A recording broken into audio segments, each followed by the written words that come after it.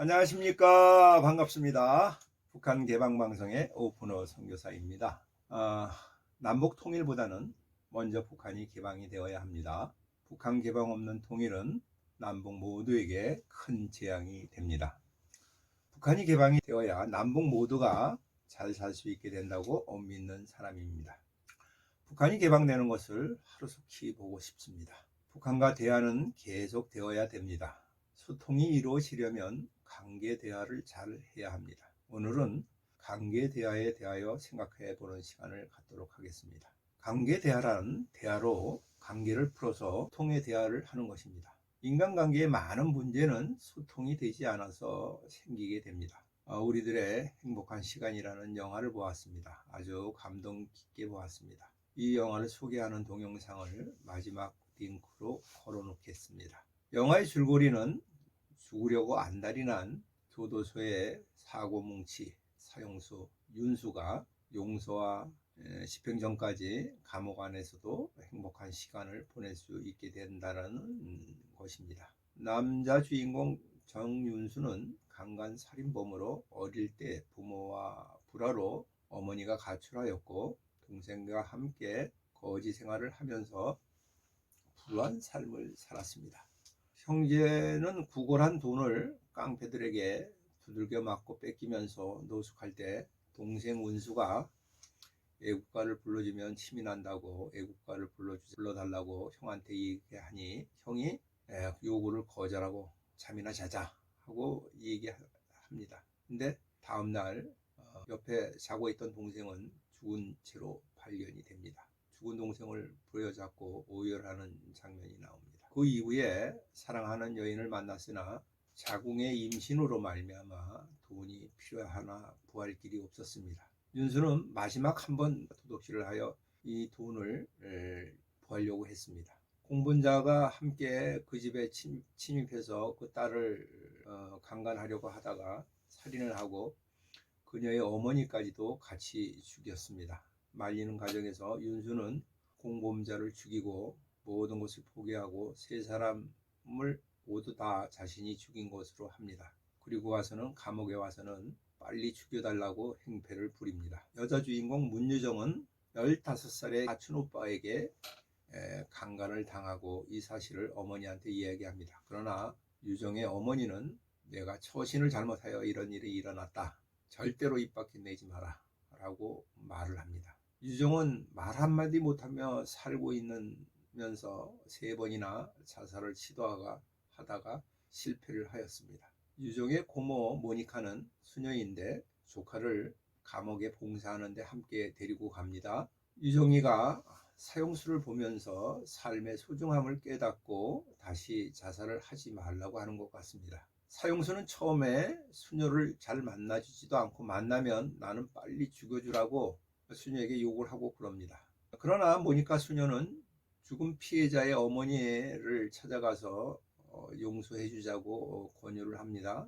피해자의 어머니가 와서 내가 너를 죽이고 대신 사형수가 되고 싶지만 너를 용서한다고 하면서 죽더라도 편히 죽으라고 용서를 합니다. 그러자 윤수는 대성통곡을 하면서 잘못했다고 용서를 빕니다. 윤수는 유정에게 사형당하여 죽는 사람이라면 어떤 비밀도 죽을 때까지 갖고 가겠다라고 이야기합니다. 유정은 미워하는 어머니가 병에 걸려 시한부 삶을 사는 것을 보고 갈등을 합니다. 자기 때문에 어머니가 병에 걸려서 죽는 것이 아닌가 하는 생각을 합니다. 그리고 윤수에게 이야기하면 비밀이 정말 지켜질 것으로 생각하고 15살 이후에 숨겼던 강간당하게 된 것을 갖다 이야기합니다.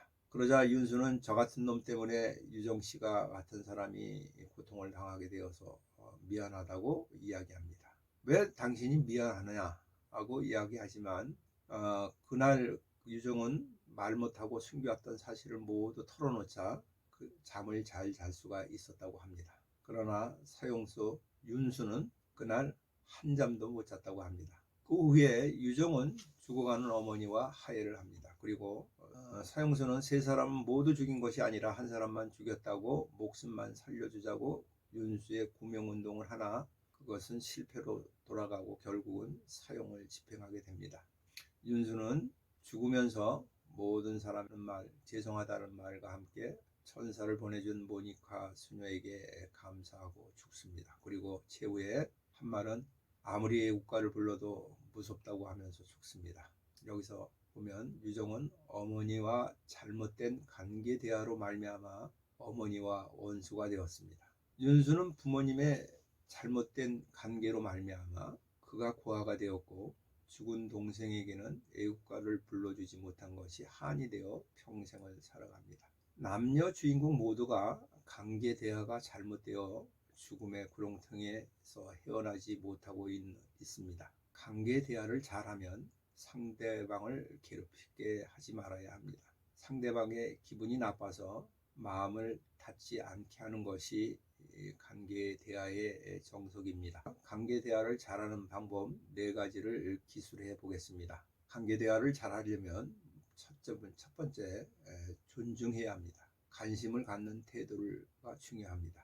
어릴 때 사귄 친구들이나 가까운 이웃하고 존중하는 것이 적습니다. 경쟁관계에 있는 사람들하고 대할 때는 특히 존중하지 않습니다.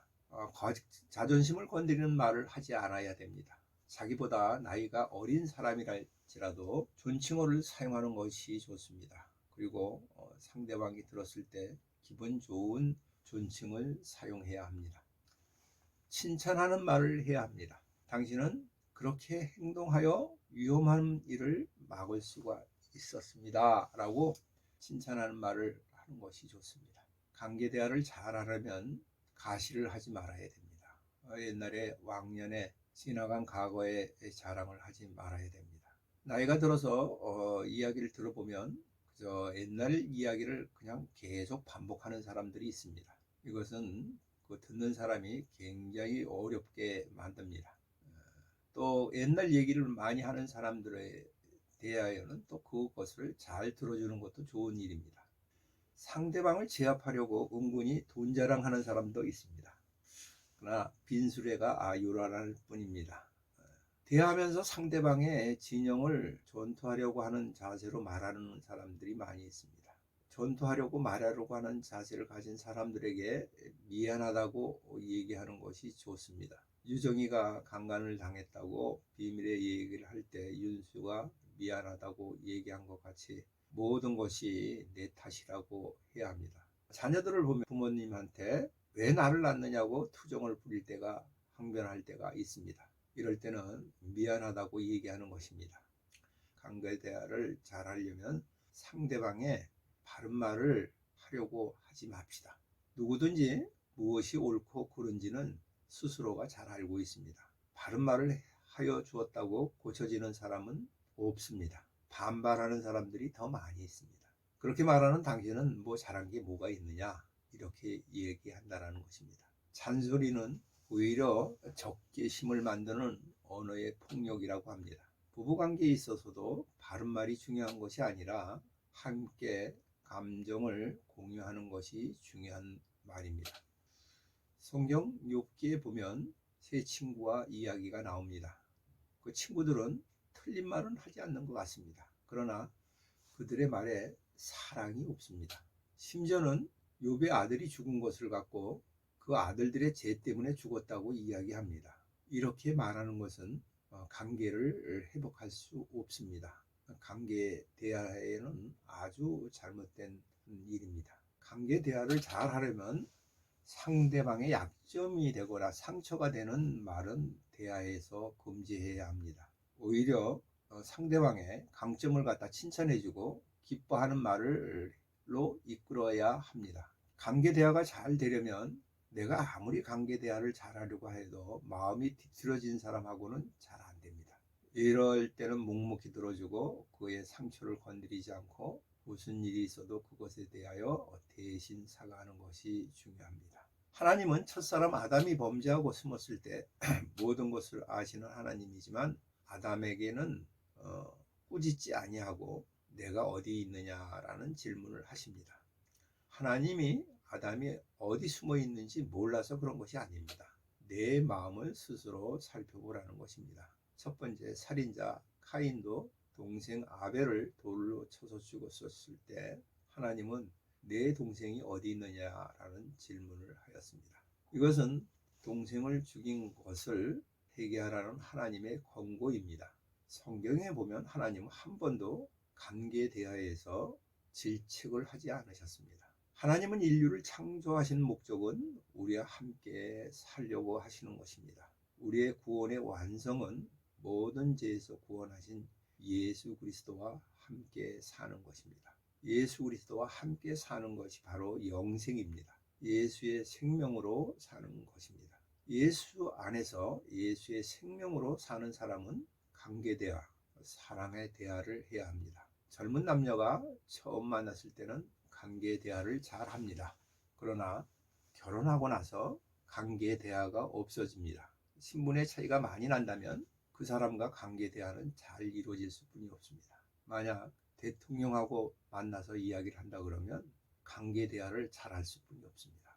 사탄은 관계 대화를 잘하지 못하게 만듭니다. 우리로 하여금 관계 대화를 잘하지 못하는 낚싯밥을 놓고 항상 우리를 유혹합니다.